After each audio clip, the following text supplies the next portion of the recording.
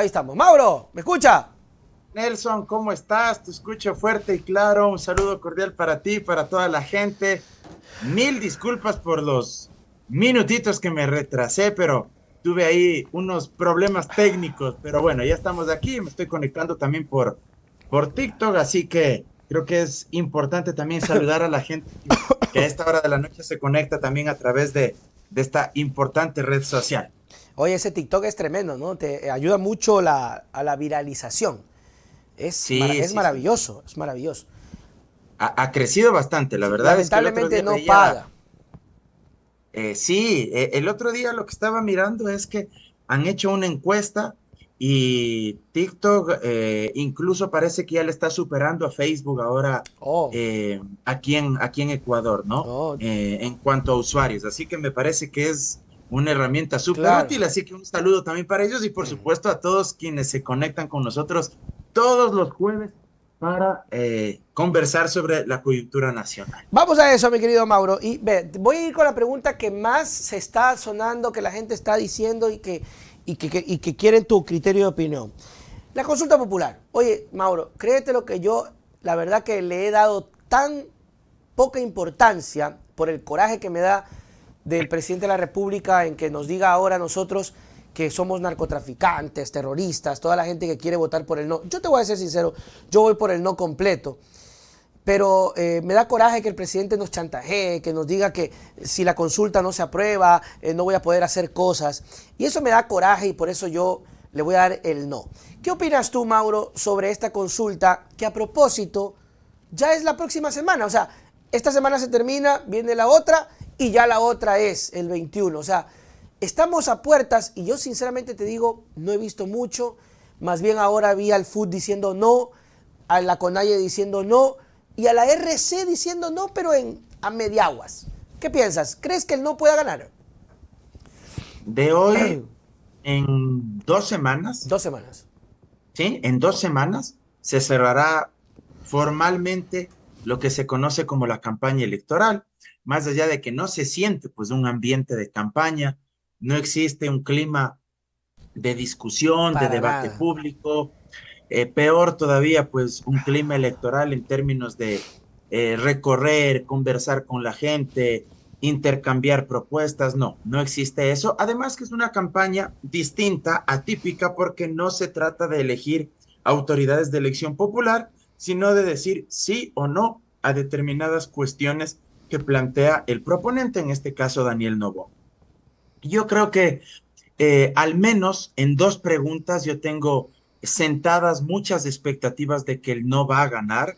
Yo lo he dicho abiertamente, me opongo rotundamente al contrato por horas, me opongo rotundamente al sometimiento del país a los tribunales internacionales de arbitraje y renunciar a nuestra jurisdicción interna para resolver controversias Claro. con multinacionales, con empresas, con compañías y creo que ahí tú tienes la verdadera joya de la corona, el objeto de deseo del gobierno nacional y de Daniel Noboa. El resto de preguntas están ancladas en temas de seguridad y hay una que se refiere específicamente a la especialización de la justicia constitucional, pero ese marco general de preguntas relacionadas a la inseguridad, a reformar el Código Orgánico Integral Penal, a enmendar la Constitución, a modificar la ley de extinción de dominio, me parece que solo son el gancho Ya. para seducir y atraer al electorado. Ok. Pero en el fondo, lo que verdaderamente le importa a Daniel Noboa y a los sectores dominantes en términos económicos y financieros de este país son los dos temas que te mencioné. Precarizar a los trabajadores a través del contrato por horas, es decir, que no tengan estabilidad laboral, que no tengan derecho a vacaciones, que no tengan derecho al pago de décimos o a las partes proporcionales que les corresponda cuando se termina normalmente una relación laboral, que no se pueda cuantificar cuánto debe aportar, cuánto debe pagar por concepto del aporte patronal el empleador como resultado de la afiliación al seguro social, cuánto debe aportar el trabajador porque lamentablemente ninguna de estas cuestiones, ninguna, están reguladas en el anexo que está al reverso de la papeleta que el 21 de abril nos entregarán a todos los ecuatorianos. Y yo invito a que la gente que nos está mirando se descargue la papeleta de la página web del Consejo Nacional Electoral. Y ahí va a encontrar que lo que le estoy diciendo no es mentira. En el anexo de la pregunta del contrato por horas, que no es número, es letra. Es en letras, yo te voy a decir, es básicamente la pregunta, la que está en el casillero E, en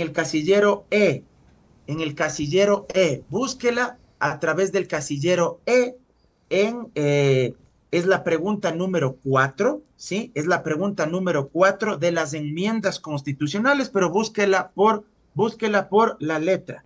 Está en el casillero E, está en el casillero E, en la papeleta electoral.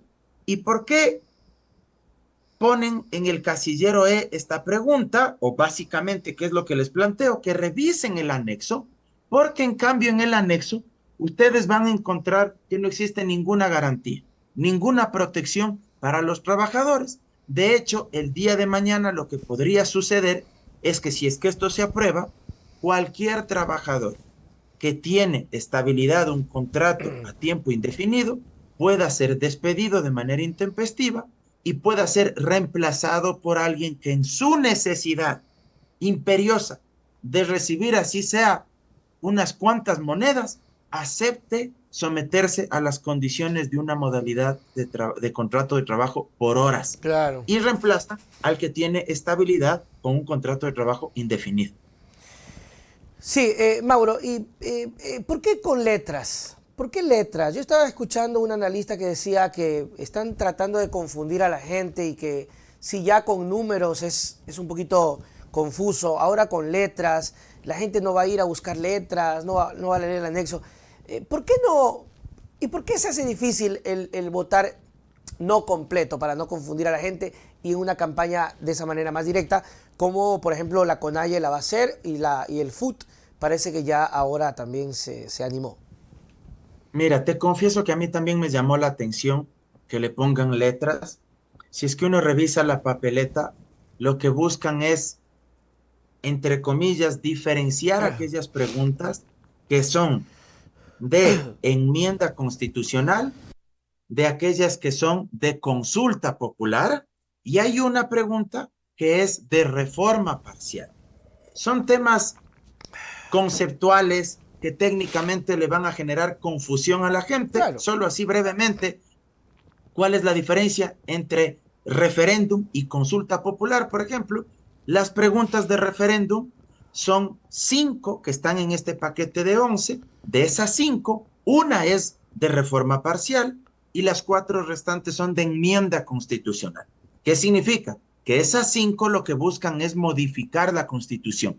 Y en cambio las preguntas, las 6 restantes son de consulta popular porque no pretenden hacer algún cambio a la Constitución, sino básicamente modificar el Código Orgánico Integral Penal, la Ley de Extinción de Dominio, e incluso hay una pregunta que ni siquiera tiene anexos. Y yo tengo por aquí. No tiene nexos. La pregunta que está en el casillero F, la pregunta que está en el casillero F, ni siquiera tiene anexo. Es decir, si ustedes le dan la vuelta a esa papeleta, ustedes van a encontrar que únicamente hay considerandos, pero no hay anexo. ¿Qué significa? Que no se está planteando ninguna reforma a ninguna ley. O sea, una pregunta absolutamente innecesaria, ineficaz, absurda. Y las otras preguntas de la consulta popular, les voy a decir por letras, la G, la H, la I, la J y la K, esas preguntas, todas hacen referencia a que en caso de aprobarse, el presidente tendrá que enviar proyectos de ley a la Asamblea Nacional para que al final del día terminen tramitándose y aprobándose en la Asamblea Nacional. Si vas a hacer eso, ¿para qué haces consulta?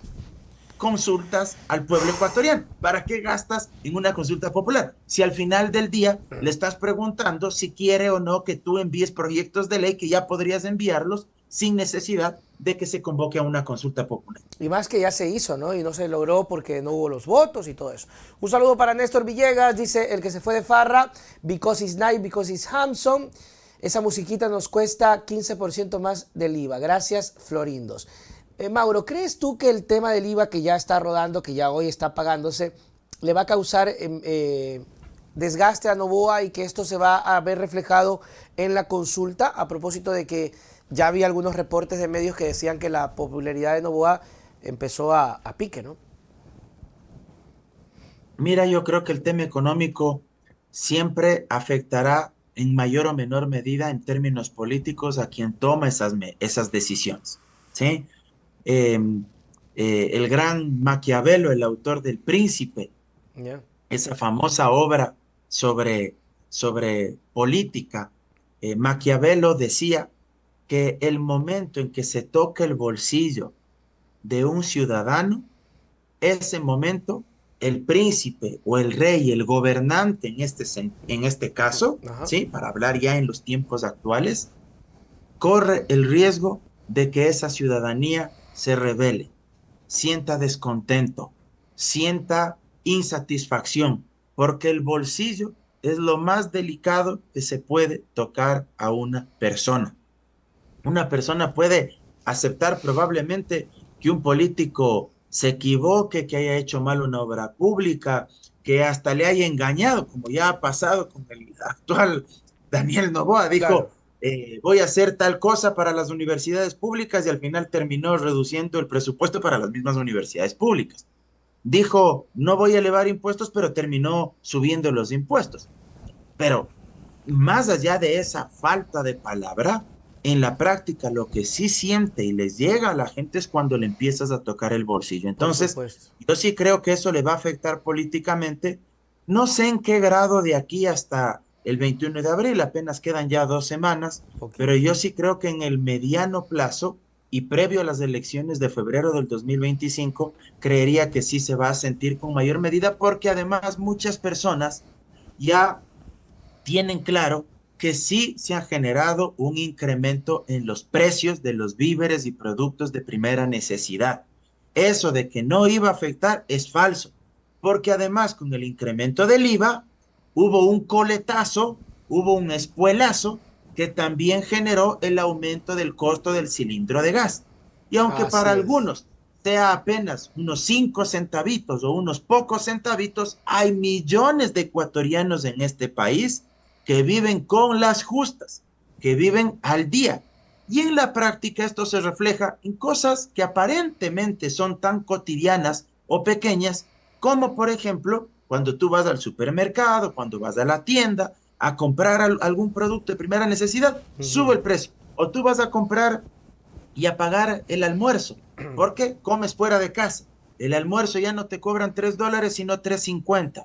Entonces, ese incremento se ha dado y es evidente que la gente lo está sintiendo. Claro, y además que también la especulación es terrible, ¿no? Porque al último, al producto final, tú dices $3, 3.50, pero ¿por qué? Si solamente centavitos. Y tú dices, no lo siento, ahí está. Y tú, bueno, El pero problema es que te redondean además. claro, por O eso te sea, decía. no es que te suben de pronto 4 centavos o 3 centavos o 7 centavos, te suben de golpe 20, te suben de golpe Por 30, eso. te redondean. Por eso, es terrible. Mauro, bueno, un poquito saliéndonos del tema de la consulta. Hay una polémica, ahorita estaba revisando que ya fue enviado policía a la Embajada de México porque el presidente de México dijo algo sobre el crimen de Villavicencio. Más o menos dio la idea de que por este crimen perdió la Revolución Ciudadana, etcétera. Esto le causó molestia a Noboa y mandó a sacar a la embajadora. ¿Qué sabes tú de esto? ¿Crees que esto va a tener un problema, un impacto? Hablan de que Glass va a salir. O sea, ¿cómo interpretas estas cosas? Mira, sin duda es un problema diplomático serio, grave. Yo considero que todo presidente debe, en la medida de lo posible, y a menos que no le hayan topado a él, no involucrarse en temas de otras naciones, de otros estados. Mira, ahí sí voy a tratar de ser lo más objetivo posible. aunque la objetividad pura no exista, como Claro. siempre te lo he dicho, pero con absoluta franqueza, creo que López Obrador sí se excedió.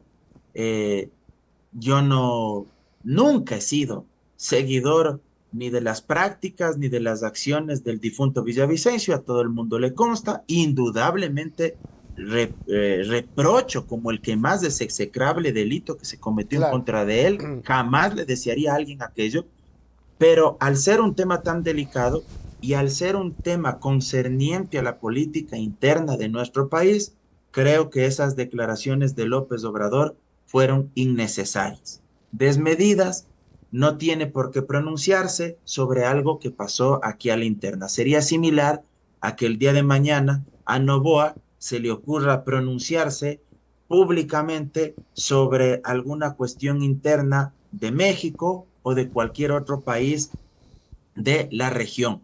Más allá de que cuando han existido ciertos conflictos en otros países, tampoco es que la derecha ha sido muy respetuosa, que digamos, pues de Claro. la soberanía o de la independencia en términos de política interna de otros países. Basta ver lo que hizo el mismo Novoa cuando quiso tomar partido por Estados Unidos y Ucrania en el conflicto con Rusia al canjear, entre comillas, o al regalar disque, chatarra, material, equipo, Claro. infraestructura bélica que Rusia en su momento nos había vendido. No lo dijo explícitamente, estoy a favor de Ucrania y de Estados Unidos, pero en la práctica se demostró, porque así lo dijo el subsecretario, me parece, para el hemisferio eh, latinoamericano, en fin, estoy tal vez hablando ahí alguna barbaridad, pero de Estados Unidos, cuando le entrevistaron en Ajá. Teleamazonas, él dijo que estaba muy contento de que Ecuador le haya dado armamento a Ucrania para que pueda defenderse de la agresión rusa. Entonces, eso también es meterse en un conflicto, en un tema que nada debemos nosotros hacer ahí. Nada debemos hacer. Entonces, creo que siempre hay que ser lo más prudente Pero posible. Mauro, ¿se justifica que saquen a la embajadora? ¿Esto significa que nos peleamos con México o viene otra embajadora? No, no entiendo Mira, esa. yo te digo, a mí sí me parece una reacción exagerada. Claro, Yo creo que lo correcto habría sido, pronunciarse. no soy experto en temas diplomáticos o en temas de relaciones internacionales, pero de lo que yo he observado desde mi humilde conocimiento ahí, lo que yo creo que habría sido más conveniente es hacer un llamado a la embajadora para que converse con la canciller nuestra y le pida de alguna manera explicaciones, que es lo que comúnmente suelen hacer los estados cuando se generan este tipo de Claro, conflictos. sino que prac de Pero, una. pero de lo que yo leí hoy, ese comunicado, prácticamente invocando una norma de la Convención de Viena, me parece, Ujú. que rige para estos temas diplomáticos, casi que ya pues le estaban sacando del país. No lo dicen explícitamente que le expulsan a la embajadora, pero le declaran persona no grata y al declararle pues persona no grata, yo me imagino que lo que hará la embajadora mexicana es irse.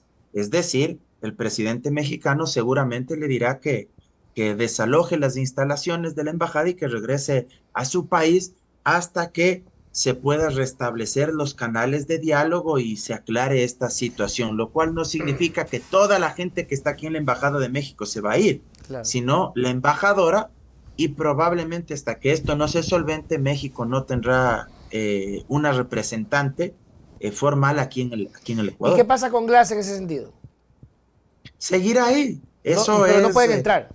no pueden entrar, las embajadas son territorios extranjeros, entonces no pueden entrar, en este caso sería territorio mexicano, la embajada es territorio mexicano y no pueden entrar ahí.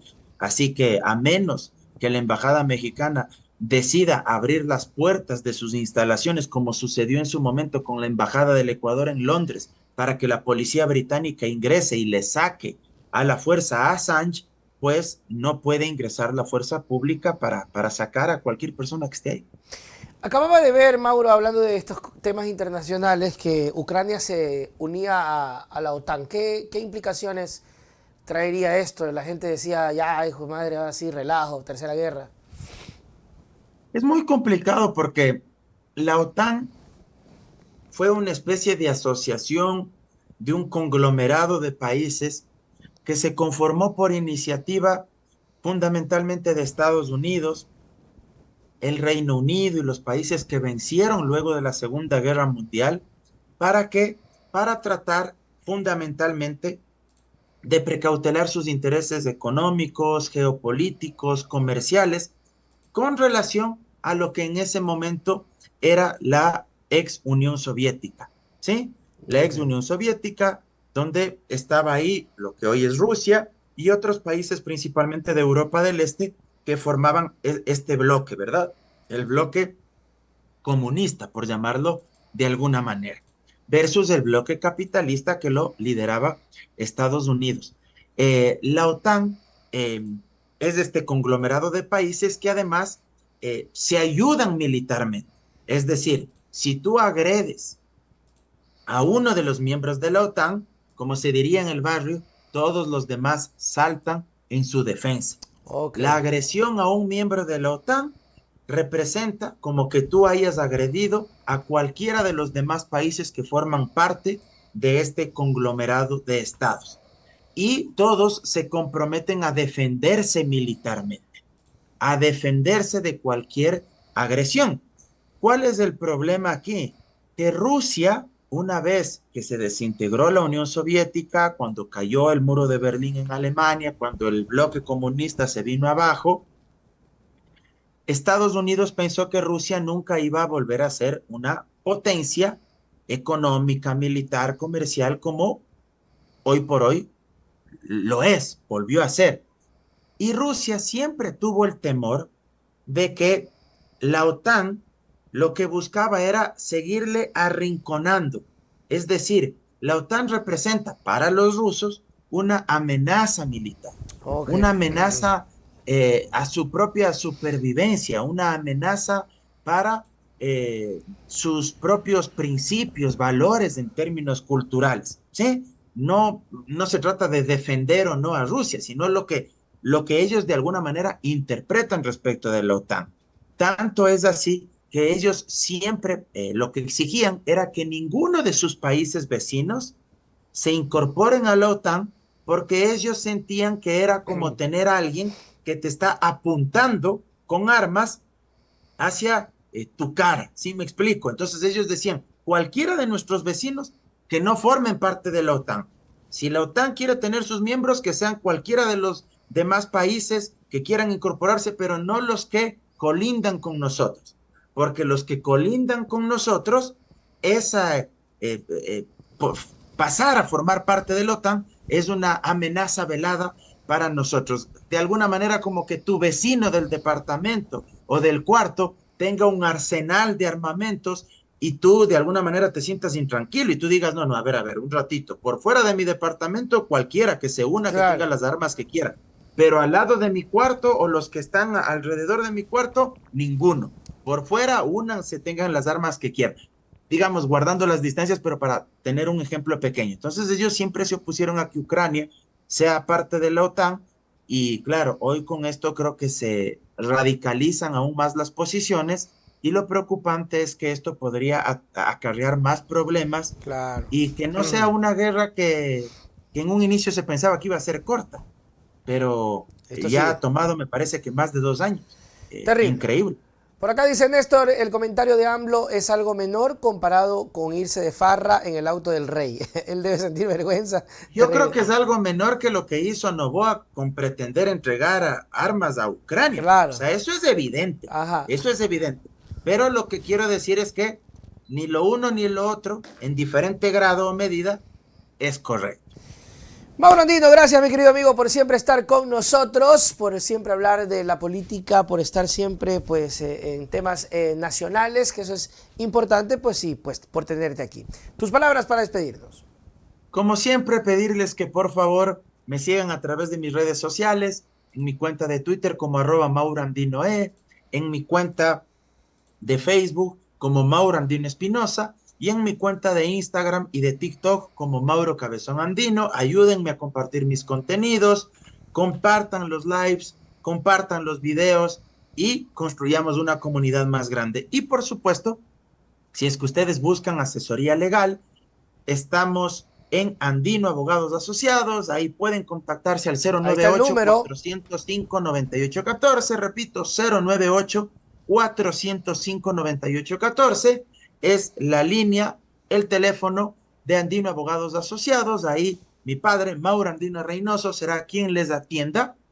Y nuestras oficinas están ubicadas en la avenida Amazonas y Naciones Unidas, en el edificio La Previsora, bloque B, séptimo piso, oficina 704. Así que a las órdenes y nos vemos la próxima semana, querido Nelson. Abrazo enorme. Chao, Mauro, nos vemos. Chao.